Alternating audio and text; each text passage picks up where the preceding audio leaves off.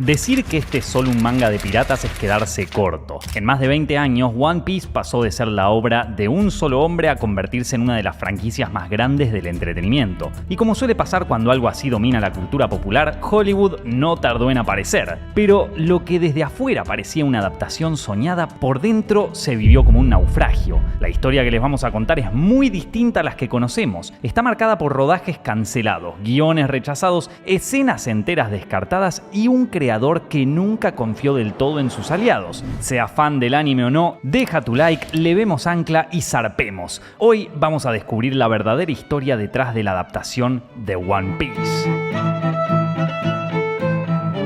La adaptación ¿es mejor que todo lo que hemos visto hasta la fecha de la franquicia? La verdad es que hasta es posible que sí. Gente, no voy a estar tomando partido en este debate porque quiero seguir haciendo videos sin que el 50% de ustedes me odie, pero la verdad es que después de haber leído el manga, ver el anime y darle una oportunidad a la serie, me doy cuenta de que algo bien hicieron. Por primera vez estamos ante un live action de anime digno de la obra original. Entonces me puse a investigar y claro, lo que sucedió en este proyecto fue una batalla constante entre Netflix y el mismísimo creador de One Piece. Para dar inicio a esta travesía marítima, primero es necesario un poco de contexto, porque en Japón existen numerosos artistas, pero unos pocos son considerados deidades. Y en este caso, nuestro protagonista es uno de los reyes indiscutidos, Eiichiro Oda. Cuando One Piece apareció por primera vez en la revista Weekly Shonen Jump en julio de 1997, era apenas una nueva historia tratando de sobrevivir en la editorial más competitiva del mundo. Tuvo que pasar un tiempo para que los piratas, los mensajes de libertad y las aventuras en tierra y mar tomaran el liderazgo. Con el pasar de los meses, aquellos paneles publicados bajo el nombre de One Piece dejaron de ser una promesa y se transformaron en una de las franquicias más reconocidas del planeta. ¿Cuál fue la clave de este éxito? Detrás de aquel universo estaba Eiichiro Oda, un hombre obsesionado con los piratas, cuya identidad mantenía una mezcla muy poco común. Tuvo como referentes a Akira Toriyama, de quien tomó el humor físico, las aventuras constantes y los personajes exagerados, y a Osamu Tezuka, que le enseñó que el dibujo simple podía transmitir emociones enormes. A su vez, Oda absorbía mucha animación occidental, principalmente los clásicos de Disney, con sus héroes nobles y mundos optimistas, y los cortos de la Warner Bros., donde el humor absurdo y la física imposible mandaban. De esa combinación nació algo único, una historia que se sentía como una gran aventura, exagerada, emotiva y libre, pensada para cualquier lector del mundo. Monkey D. Luffy, un joven que sueña con convertirse en el rey de los piratas, navega por el peligroso mar en busca del legendario tesoro llamado el One Piece. El mangaka que escribió, dibujó y supervisó el viaje de Luffy semana tras semana tenía apenas 22 años cuando empezó esta travesía, sin saber que estaba creando el proyecto que definiría su vida entera. Durante las siguientes 2 décadas, Oda se sometió a una rutina exhaustiva. Dormía apenas 3 horas por día para cumplir con el ritmo semanal del manga. Familiares y personas cercanas debían obligarlo a frenar y descansar. El agotamiento acumulado, el estrés constante y el estilo de vida sedentario empezaron a pasar factura y, con el tiempo, Oda debió enfrentar problemas de salud que derivaron en pausas obligatorias, hospitalizaciones y cirugías. Alrededor de su estado físico circularon múltiples rumores, incluyendo diagnósticos como diabetes o gota, una enfermedad inflamatoria que provoca dolor intenso, hinchazón y rigidez en manos, rodillas y pies, una pesadilla para alguien que vive dibujando. Hablamos de teoría sin confirmar porque desde que One Piece se volvió imposible de ignorar, Oda se mantuvo en el anonimato. Sus apariciones públicas fueron siempre excepcionales y cuando ocurrieron evitó mostrar su rostro en cámara. Oda nunca quiso ser una figura mediática, prefirió que el mundo conociera a Luffy antes que conocerlo a él. Este compromiso es clave para comprender el secreto detrás de la adaptación que tendría lugar en 2023, pero no nos adelantemos. En 20 años, Oda atravesó estrés, depresión, cirugías, una esposa, 2 hijas y miles de rumores. Mientras tanto, la historia de Luffy apenas estaba comenzando. Se dice que al mangaka no se le escapaba nada, que cada personaje y cada trama conducen a un final que planeó desde el primer día. Lo que nunca pudo anticipar fue el avance de las plataformas de streaming y la llegada de un adversario que no salió del Grand Line, porque mientras Oda seguía dibujando encerrado en su estudio, el mundo real comenzaba a cambiar y a mirar One Piece con otros ojos. Pronto, alguien iba a tocar a su puerta con una propuesta que pondría todo en duda. Era un día cualquiera en el estudio de Oda, lápiz en mano, pilas de hojas acumulándose y plazos que se acercaban con furia. La rutina de siempre. One Piece avanzaba semana tras semana sin dar respiro, como lo había hecho durante años. Todo parecía normal, hasta que un pensamiento inesperado se coló en la mente del mangaka. ¿Cómo se vería su mundo en el mundo real? Estamos hablando de mediados de la década del 2010, cuando One Piece ya dominaba Japón sin discusión. Para el autor, ese mundo funcionaba y no había urgencia por cambiar nada, y menos aún si miramos el contexto. En aquel entonces las adaptaciones live action de anime no habían cambiado la vida de nadie, al menos no para bien. Para el público general eran vistas como rarezas incómodas, proyectos que solían quedarse atrapados en su país de origen o convertirse en motivo de burla internacional. Y Oda lo sabía, pero tampoco le importaba demasiado porque desde su punto de vista eso no iba a pasar con One Piece, por una razón muy simple. No tenía ningún interés en ceder el timón. Si adaptar su obra significaba perder control, entonces la respuesta sería automática, un rotundo no. Más de una vez le habían ofrecido llevar a Luffy a la pantalla grande. Las propuestas eran tentadoras, pero nunca llegaban a buen puerto. Aquí debemos hacer una pausa y entender algo clave. Oda no es solo un autor apasionado por los piratas desde la infancia. Esa es la base emocional, sí, pero el verdadero motor de su éxito es otro. Por si no se dieron cuenta hasta ahora, Oda es perfeccionista, obsesivo y profundamente controlador. 3 rasgos que cualquier ejecutivo suele intentar esquivar porque vuelven lentos, complejos y agotadores a cualquier proyecto. O eso pensaban, hasta que aparecieron las personas que lo cambiarían todo. A pesar de todo lo que ya sabía sobre los riesgos, la imagen del Going Merry navegando un mar real resultaba simplemente fascinante. En lugar de rechazar la idea de plano, algo empezó a cambiar, muy lentamente. Y entonces apareció la pregunta incómoda que Oda había evitado durante años. ¿Y si esta vez pudiera hacer una buena adaptación? Hacía décadas que el anime lideraba la televisión japonesa. Con el correr de los años, la fantasía del live action dejó de ser una simple curiosidad pasajera para Oda. Volvía, se repetía, se instalaba. One Piece ya no tenía nada que demostrar ahí. Tal vez, solo tal vez, había llegado el momento de pensar en algo todavía más ambicioso. Pero para que eso ocurriera, había reglas claras e innegociables. Primero, encontrar al equipo correcto. Segundo, mantener el control absoluto y que sus decisiones fueran respetadas. Tercero, nadie, absolutamente nadie, podía tocar su mundo sin su aprobación. El autor nunca tuvo el deseo de vender One Piece al mundo real. Su necesidad se centraba en llevarlo aún más lejos, sin perderlo en el camino. Y así, casi sin darse cuenta, empezó a considerar lo impensado, aceptar una adaptación. Pero solo si podía hacerla a su manera. Y alerta de spoilers, esta no iba a ser una tarea fácil, ni siquiera para el rey de los piratas. Porque la siguiente pregunta era inevitable. ¿Quién demonios estaría dispuesto a poner el dinero y retirarse? Si están suscritos a este canal ya saben cómo funciona la industria. Ningún ejecutivo en ninguna parte del mundo hace eso. Por el contrario, en buena parte de nuestras historias hablamos del choque inevitable entre ejecutivos obsesionados con los números y creadores atrapados en su propio universo creativo, demasiado lejos de la realidad como para poder entender límites o concesiones. Sin embargo, esta vez alguien iba a estar dispuesto a apostarlo todo sin importar el riesgo. Y créanme, trabajar con Oda y recrear barcos en escala real sería toda una pesadilla marina. Pero esperen que ya llegaremos allí. Antes de continuar, necesitamos entender el punto de vista del aliado más inesperado: Netflix. Para entender por qué esta historia fue posible, hay que correr el foco de Japón y mirar hacia el otro lado del mundo, porque mientras Oda dibujaba sin descanso, Netflix estaba atravesando su propia transformación. A mediados de 2015, Netflix ya no era solo una plataforma de streaming, era una empresa en plena expansión global y con una idea muy clara: dejar de depender de licencias ajenas y construir sus propias franquicias. Historias grandes, reconocibles, capaces de viajar entre culturas y sostenerse durante años. Para dominar el mercado mundial no alcanzaba con producir series exitosas en Estados Unidos. Necesitaban propiedades intelectuales con universos en expansión y fandoms apasionados. En ese contexto, el nombre One Piece no era solo atractivo, era peligroso. Una obra de décadas de historia, millones de seguidores en todo el mundo y a su vez una identidad tan marcada que cualquier error podía convertirse en un desastre viral. Sin que Oda lo supiera todavía, 2 caminos que venían avanzando en direcciones opuestas empezaban a acercarse lentamente, de nuevo, muy lentamente. Pero el choque era inevitable, hasta que finalmente sucedió. Si llegaste a esta parte del video y sos un verdadero fanático de la obra de Ichiro Oda, deja un comentario para que podamos encontrarte, pero no te vayas, porque a partir de ahora la historia se pone realmente interesante. Mientras el mundo se prepara para recibir nuevas temporadas de One Piece, nosotros nos pusimos a investigar qué fue lo que pasó detrás de la adaptación live action de Netflix, decisiones cuestionables, plazos imposibles y estrategias comerciales contra un mangaka obsesivo y perfeccionista, dispuesto a frenar el proyecto en cualquier momento si sentía que su obra estaba en peligro. Esto ya no es solo una adaptación, es Hollywood contra Japón.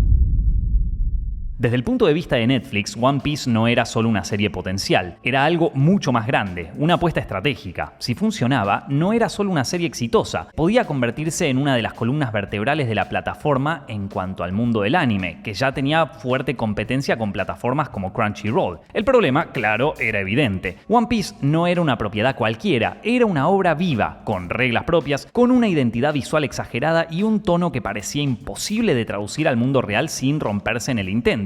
Adaptarla significaba asumir riesgos enormes, tanto creativos como financieros. Pero Netflix estaba en un momento particular, prefería fallar a lo grande antes que jugar a lo seguro. Para llevar adelante una idea así, hacía falta algo más que dinero. Hacían falta personas que entendieran el material desde dentro. En ese contexto apareció un fan inesperado, Matt Owens. Owens es un guionista y productor que no solo conocía One Piece. En sus palabras, la obra de Oda había salvado su vida. Para Netflix eso no era un dato menor. Owens parecía alguien capaz de hablar el mismo idioma que los fans, y eventualmente el de Oda. Ya venía de escribir para Luke Cage y Agents of S.H.I.E.L.D., relatos donde cada decisión creativa tenía que convivir con expectativas de la audiencia, reglas preexistentes y presión constante. Owens sabía exactamente qué pasaba cuando se traiciona una comunidad, y no esperaba volver a enfrentarse a una horda de fanáticos. Ya veremos si eso llega a suceder o no, porque los fans del anime son bastante distintos a los fans en general. Junto a él aparece Steven Maeda, un productor con décadas de experiencia en series ambiciosas como The X-Files y Lost, donde mantener coherencia narrativa, manejar presupuestos enormes y sobrevivir a la presión semanal eran parte del trabajo diario. Maeda también era fanático del anime y estaba dispuesto a lograr el mejor resultado posible de fan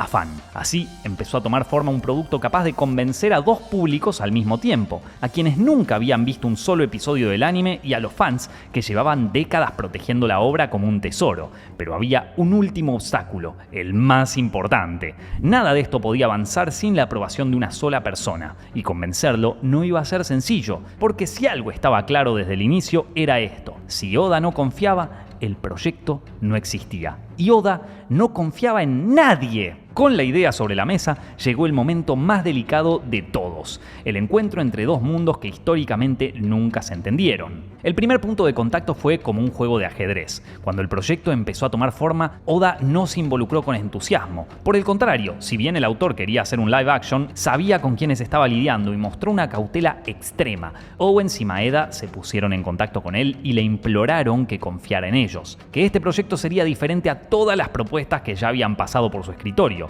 Según contaron los productores, convencer a Oda fue lo más difícil que hicieron en su carrera. El autor, por su parte, no se guardó nada. Les dijo que One Piece no era una propiedad intelectual disponible para interpretaciones libres, no estaba dispuesto a firmar un cheque creativo en blanco ni a delegar decisiones clave. Si One Piece iba a existir en live action, él tenía que tener la última palabra. De esta manera exigió participación directa, guiones, personajes, tono, diseño de mundo, casting, todo debía pasar por él. Gracias a declaraciones del propio equipo, nos enteramos que Oda llegó a frenar toda la producción al sentir que algo no representaba correctamente su obra. Ya vamos a hablar de eso más adelante. Para Netflix, ese pedido era mucho más que incómodo, era directamente una locura. En Hollywood y en la industria audiovisual en general, son contadas las personas que logran mantener el control casi total sobre sus proyectos. Incluso directores premiados con décadas de carrera han tenido que ceder ante estudios ejecutivos y objetivos comerciales. Solo unos pocos veteranos pueden permitirse hacer lo que se conoce como cine de autor,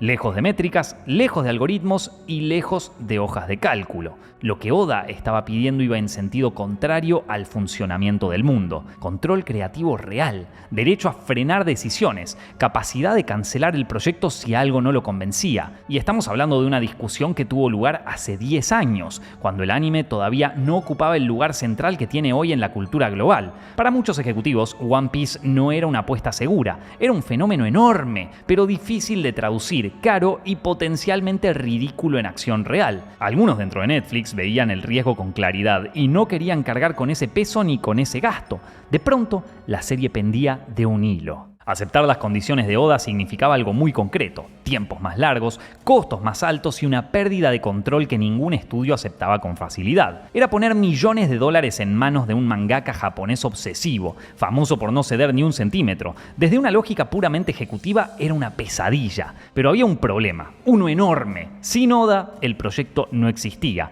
Un enfrentamiento frontal con el creador no era una opción. En ese punto, el rol de los showrunners fue determinante. Matt Owens actuó como traductor cultural, no solo entre Japón y Estados Unidos, sino entre fans y ejecutivos. Owens entendía qué cosas eran negociables y cuáles no. Steven Maeda, por su parte, se encargó de transformar las exigencias creativas de Oda en un plan de producción viable, sabiendo que cada corrección implicaba dinero, tiempo y reestructuración. A diferencia de los ejecutivos más duros de la plataforma, ambos productores estaban dispuestos a todo para que Oda y Netflix lleguen a un acuerdo. A la insistencia de Owens y Maeda se sumó un factor determinante, algo que no hablamos mucho hasta ahora, pero que fue uno de los principales focos de atención de Netflix desde el primer segundo: el dinero. One Piece significaba montañas de dinero. Desde su publicación en 1997 se convirtió en el manga más vendido de la historia, con más de 500 millones de copias distribuidas a nivel mundial. En Japón, la franquicia es una industria consolidada.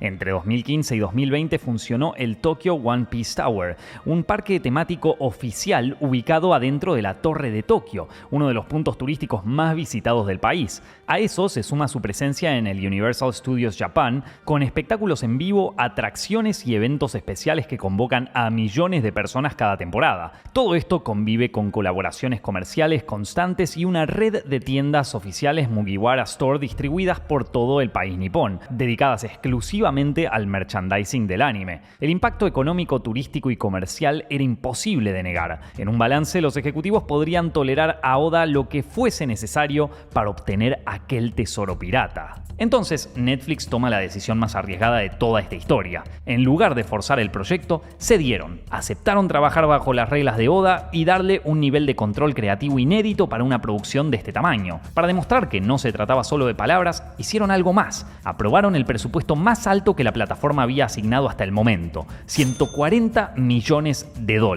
El acuerdo no se anunció al mundo. Puertas adentro, el proyecto empezó a existir bajo un nombre clave: Project Roger, en honor a Goldie Roger. Un detalle simbólico que dejaba claro algo importante: esto no iba a ser una adaptación cualquiera, iba a ser la apuesta más arriesgada que Netflix había hecho hasta entonces. Desde ese momento el trato quedó sellado. Netflix ponía el dinero y Oda ponía las reglas. Aunque todavía nadie lo sabía, ese acuerdo iba a tener consecuencias enormes: años de debates, reescrituras, tensiones y decisiones límite que definirían el futuro del proyecto. Pero eso todavía no había empezado. Lo único claro era esto: Hollywood había aceptado jugar en territorio ajeno, por primera vez en la historia. El experimento ya estaba en marcha. Ahora solo faltaba comprobar si una plataforma global podía sobrevivir a trabajar sin tener el control total.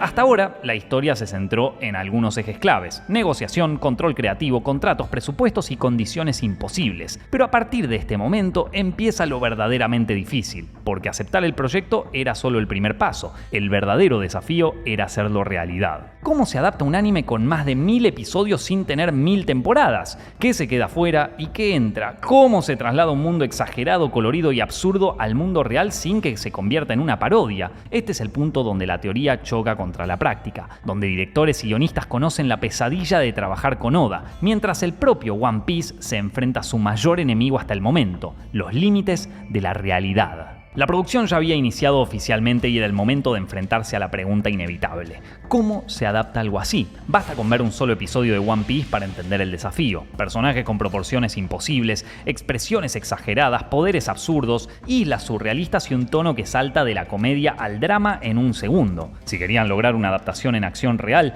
debían comenzar a optimizar el universo y resumir la odisea de los piratas. Todo comenzaría en el East Blue. El anime se tomó cientos de episodios para desarrollar el primer arco del manga. La serie, no. Simplemente no podía hacerlo. El guión debía priorizar los eventos esenciales y reordenar otros. En total tendrían menos de 8 horas para desarrollar la temporada completa. En esa línea aparece un cambio estructural clave. Monkey D. Garp entra en escena desde el inicio, algo que en el manga se revela mucho más adelante. A su vez, la Marina gana presencia temprana y funciona como un antagonista constante, no para cambiar la historia, sino para darle a la temporada una columna vertebral dramática, indispensable en formatos televisivos. Otro ajuste fundamental fue la personalidad de los personajes. Luffy podía seguir siendo optimista, bondadoso y exagerado, pero sus reacciones se adaptarían a un rango actoral real, reservando la elasticidad de su cuerpo de goma para momentos clave. Zoro, por su parte, se volvería más silencioso y contenido, mientras que Nami mostraría desde temprano que oculta algo. Aún así, resumir la historia y elegir al elenco perfecto sería solo detalles al lado del problema más grande,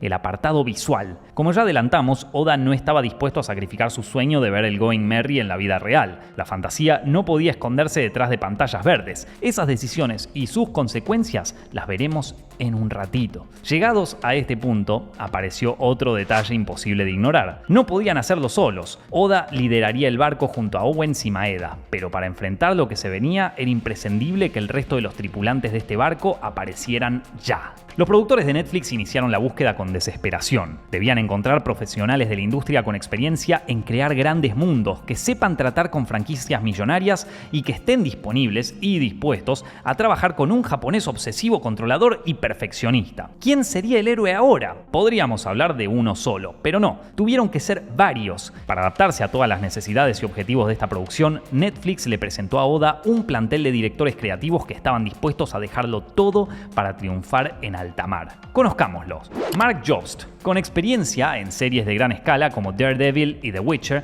Jobst sería ideal para episodios que necesitaban energía y precisión. Emma Sullivan venía de trabajar en dramas de época como Doctor Who. Su fortaleza se centraría en la construcción de mundos fantásticos, algo clave para los fans. Tim Sodam. Con pasado en Bates Motel y The Expanse, Sodam estaba acostumbrado a universos complejos y manejo de tensión. Joseph Kubota Vladika. Procedente de Narcos y The Walking Dead, Joseph aportaría crudeza, una pieza clave para evitar que la serie se vuelva familiar en exceso. En el plano de los guiones, el liderazgo recaía en Owens y Maeda, acompañados por un equipo de guionistas con experiencia en historias marítimas, pero el currículum no garantizaba nada. Desde el principio se sabía que ningún guión iba a aprobarse automáticamente. Cada escena, cada cambio y cada arco debían pasar por el filtro mayor. Las reescrituras serían constantes, las discusiones inevitables. Serían tantas que el proyecto estaría más cerca de ser cancelado que de ser publicado. Pero no nos metamos en esa trama aún, mejor avancemos. 4 directores, 8 episodios, incontables guionistas y más de 100 capítulos del manga para adaptar. Era momento de ponerse a trabajar, pero no sin antes tener una seria conversación con el creador de Luffy. Oda fue directo. No quería que One Piece se corrigiera para el live action. No quería que se volviera oscura, ni cínica, ni avergonzada de su rareza. Y sobre todo, no quería que todo dependiera de los efectos digitales. Todos en la sala debían tener claro que la fantasía también podía ser tangible, como en la era dorada de Hollywood. Barcos reales, set físicos, vestuarios hechos a mano, el tipo quería todo. No tenía muy en claro cómo se trabajaba en Estados Unidos, pero tampoco le interesaba. El mundo de One Piece debía respirar de verdad. Esa sola decisión ya marcaba una diferencia brutal con otras adaptaciones y anticipaba algo inevitable. Esto iba a costar muchísimo dinero. Aunque ni todo el dinero de Hollywood podría salvar esta producción de lo que estaba por venir.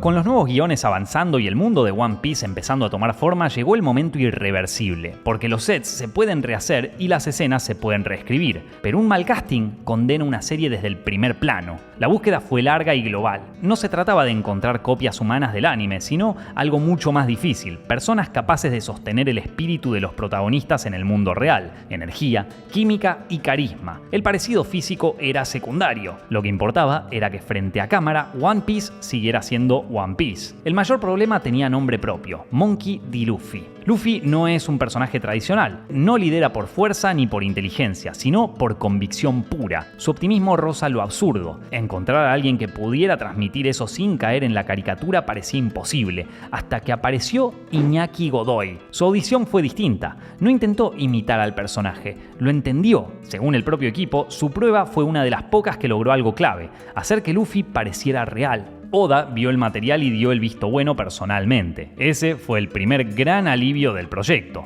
A partir de ahí, el resto de la tripulación empezó a tomar forma con el mismo criterio. Mackenyu aportaba una presencia física y una disciplina marcial que hacían creíble a Zoro, incluso después de blandir una espada. Emily Rudd entendió a Nami como algo más que una ladrona. Su interpretación dejaba claro desde temprano que había capas ocultas detrás de cada decisión. Taz Skylar y Jacob Romero Gibson completaron el grupo con una química que no se forzó en el set. Se comprobó en pruebas conjuntas, algo poco común en este tipo de producciones. Ese fue el punto clave. Netflix probó la tripulación junta. Si no funcionaban como grupo, no funcionarían nunca. Y cuando finalmente lo hicieron, algo cambió puertas adentro. Por primera vez, One Piece empezó a sentirse posible. Con el elenco aprobado, el proyecto parecía al fin listo para zarpar. Era increíble. Todo indicaba que One Piece estaba a punto de convertirse en una serie de verdad, incluso después de todos los reclamos que tenía Oda. Y entonces, el mundo real decidió intervenir. Nadie, y repito, nadie, pudo prevenir cómo siguió esta historia. Por primera vez desde que el proyecto había nacido, todo parecía alinearse. El elenco estaba preparado, los guiones avanzaban, los equipos técnicos estaban listos y las locaciones definidas. One Piece había sobrevivido a años de desarrollo, discusiones creativas y decisiones imposibles. La producción estaba a punto de entrar en rodaje. Era ese momento extraño y eufórico donde un proyecto deja de ser una promesa y empieza a convertirse en algo tangible. Oda, Owens y Maeda rebosaban de alegría. Y entonces todo se terminó. Al igual que en aquel entonces, la realidad nos choca con brutalidad y nos ubica en el tiempo. Estamos en marzo de 2020. En la televisión, el mundo entero empezaba a repetir una misma palabra: COVID-19. Al principio sonaba lejana, casi abstracta, una enfermedad extraña que afectaba a algunas regiones, luego a algunos países y que en cuestión de semanas se transformaría en un problema global. La pandemia había llegado. Lo que siguió fue inmediato y salvaje. Viajes cancelados, estudios cerrados, fronteras bloqueadas, producciones enteras puestas en pausa sin fecha de regreso. La industria audiovisual se detuvo como nunca antes. One Piece no fue la excepción. No hubo cámaras apagándose a mitad de una escena ni actores varados en el set. Lo que se frenó fue algo incluso más peligroso: la decisión de avanzar. De un día para el otro, el proyecto quedó suspendido en una zona incierta. No estaba cancelado, pero tampoco estaba avanzando. Y en ese contexto, muchos proyectos similares simplemente desaparecieron. Cabe destacar también que el miedo iba mucho más allá de la serie. Eiichiro Oda vive en Tokio. Si los rumores sobre sus enfermedades son ciertos, Oda no solo estaba demasiado cerca del paciente cero y el origen de la enfermedad. Además, era un paciente de riesgo, debía resguardarse cuanto antes. Mientras el mundo intentaba entender qué estaba pasando, dentro de Netflix se tomaban decisiones difíciles, elegir qué proyectos merecían sobrevivir. En ese limbo, One Piece estuvo peligrosamente cerca de no volver a levantarse, pero ya habían pasado demasiados años desde el inicio de su producción y el mundo ya había cambiado. La llegada de varios títulos de anime a la plataforma, incluyendo el catálogo entero de Studio Ghibli, le dieron a los altos mandos de Netflix todas las respuestas que necesitaban. En otras palabras, vieron resultados. Poco importaron los pedidos de Owens y Maeda. Estos ejecutivos solo hablaban un idioma: el del dinero. Y el anime, sin dudas, generó grandes cifras durante la pandemia. El live action continuaría con vida. Por ahora. Con la pandemia empezando a ceder, el proyecto volvió a moverse. Después de casi 5 años de desarrollo, One Piece parecía por fin listo para dar el salto definitivo. Bueno, o eso creían, porque mientras la producción se preparaba para avanzar, Oda hacía exactamente lo contrario. Uno por uno empezó a rechazar los guiones que llegaban a sus manos. Nada terminaba de cerrar. El espíritu estaba ahí, las escenas funcionaban, los personajes decían las líneas correctas, pero One Piece no se sentía como One Piece, al menos no como él lo entendía. Para Netflix, la situación era insoportable. En el papel, el acuerdo le daba a Oda poder real de decisión. En la práctica, eso significaba que el creador estaba dispuesto a frenar el proyecto entero si sentía que su mundo no estaba siendo representado con honestidad. Los rechazos se acumularon. Las reescrituras llegaron a alcanzar números absurdos que, como profesor en mi curso de guión, no podría mencionar sin que me agarre algo en el corazón. Hay que decirlo, tal vez a estos escritores les faltaba un buen descuento en nuestros cursos de cine. Sí, usa el código en pantalla para obtener un descuento. Pero bueno, el proceso se volvió lento, tenso y agotador. Cada avance parecía acompañado de la posibilidad real de volver varios pasos atrás. Puertas adentro empezó a crecer una pregunta incómoda: ¿hasta dónde podía llegar esto? Para cualquier otra serie, ese nivel de revisión habría sido inviable. Pero One Piece no era cualquier serie, y Oda no estaba dispuesto a soltar el timón ahora. No después de haber sobrevivido a la pandemia, no después de años de negociaciones y promesas. Su postura era clara y consistente: si no se hace bien, no se hace. Este fue el punto donde muchos proyectos habrían colapsado, pero esta vez ocurrió algo distinto. Netflix aceptó volver atrás, ajustar, esperar, incluso retrasar el calendario y aumentar el presupuesto si eso significaba preservar la identidad de la obra. Imagínense los billetes que verían los ejecutivos para aceptar todas estas cosas. El resultado fue una preproducción todavía más larga y exigente de lo esperado. Poco a poco, Oda reconoció el potencial en algunos borradores y dio luz verde para avanzar. Había llegado el día, era el momento. Por primera vez, Luffy exploraría un mar desconocido, uno que no era blanco y negro ni tampoco animado. One Piece conocería el mundo real.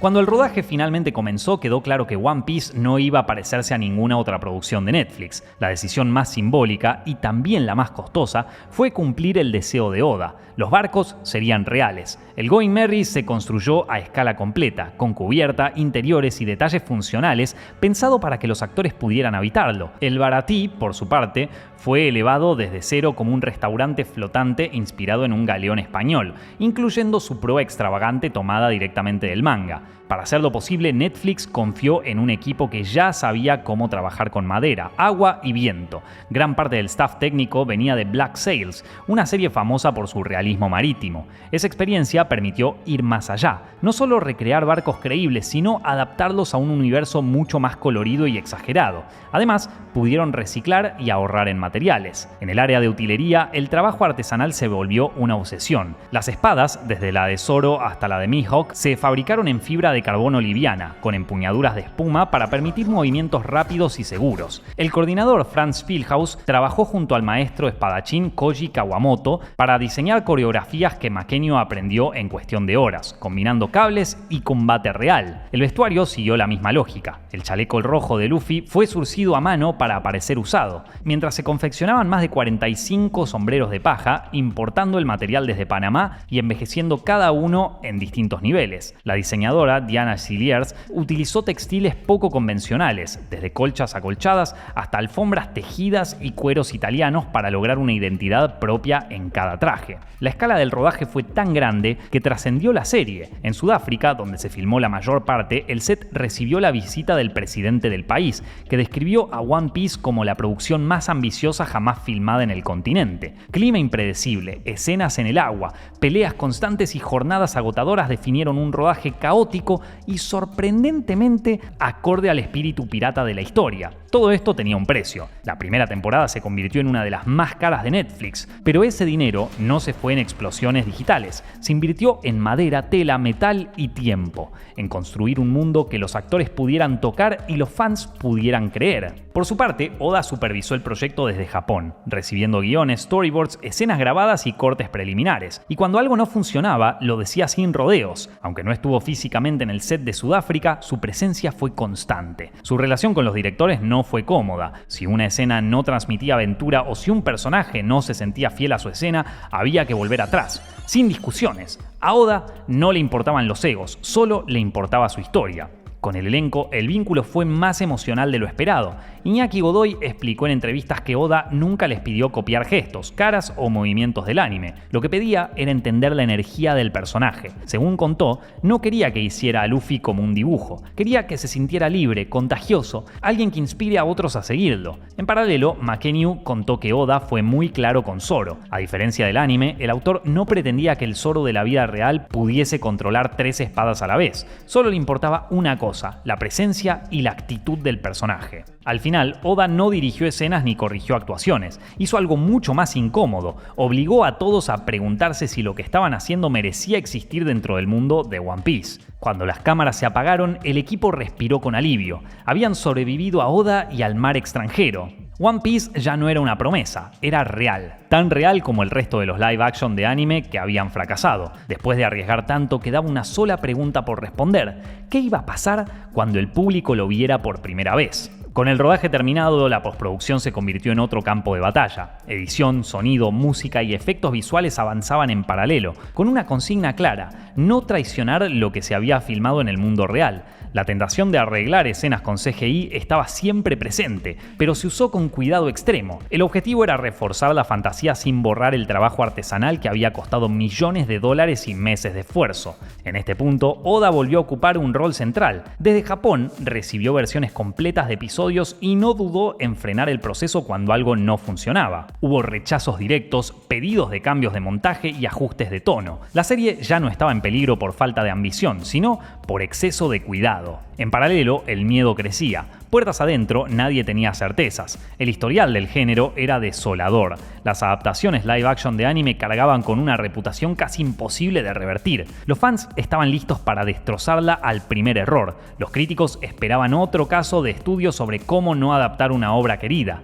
Y aún así, había que salir al mundo. Netflix preparó una campaña medida al milímetro. Los fans no dejaron pasar sus dudas acerca del aspecto de los personajes y las decisiones creativas, pero ya era demasiado tarde. Cuando finalmente llegó el día, ya no había forma de esconderse. Todo lo que habían construido iba a ser puesto a prueba en cuestión de horas. Owens, Maeda, Oda y todos los involucrados debían confiar en la audiencia, y la audiencia en ellos.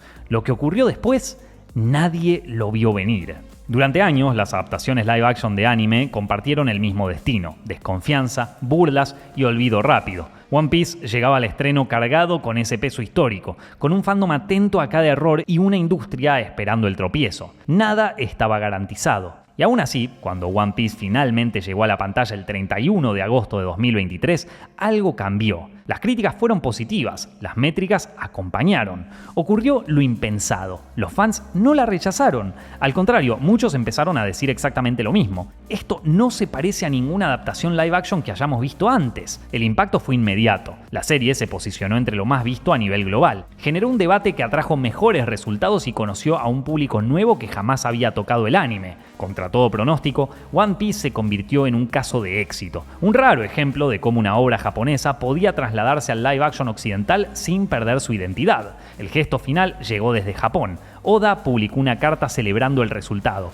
agradeciendo al equipo y validando públicamente la adaptación. Ese respaldo fue decisivo para los fans. Era la señal definitiva de que el proyecto había sido hecho con respeto real. Netflix entendió muy rápidamente que el anime sería parte de su futuro. Las cifras eran el sueño de todo ejecutivo. La plataforma levantó la bandera pirata, adoptó el espíritu de los sombreros de paja como emblema y One Piece pasó a ser uno de los pilares más importantes de la plataforma. Y como suele ocurrir cuando una apuesta funciona, la maquinaria no tenía intención de frenar. El éxito no dejó lugar a dudas. El live action no solo había funcionado, había cambiado las reglas del juego. Y como suele pasar cuando una apuesta arriesgada da resultado, la respuesta fue rápida. Netflix confirmó una segunda temporada en tiempo récord, enviando un mensaje claro: esta historia recién está empezando. La preparación arrancó casi de inmediato. Con la confianza ganada, el proyecto entró en una nueva etapa, ahora sí, con viento a favor. El foco estaba puesto en dar el salto que todos esperaban, dejar atrás East Blue y avanzar hacia el Grand Line, el verdadero corazón del mundo de One Piece. Un territorio más peligroso, más extraño y narrativamente mucho más ambicioso. Las primeras señales bastaron para desatar el caos entre los fans. Un teaser breve, medido, sin mostrar demasiado, y aún así suficiente para volver loco al fandom. Nuevas localizaciones, referencias directas al viaje que se avecina y un presupuesto aún más grande. Claro está, el desafío es mayor que nunca. El Grand Line implica mundos todavía más extravagantes, enemigos más complejos y una escala que supera todo lo visto hasta ahora. Pero esta vez hay una diferencia fundamental. El equipo ya demostró que puede hacerlo. Para Oda, esta nueva etapa representa algo inédito. Por primera vez, una adaptación live action no solo respetó el mundo del anime, sino que ganó el derecho a seguir explorándolo. Y eso cambia por completo la relación entre creador, industria y audiencia. Con la bandera pirata en alto y el mapa desplegado sobre la mesa, la serie se prepara para enfrentar lo que siempre prometió desde el inicio. ¿Pero qué es el One Piece?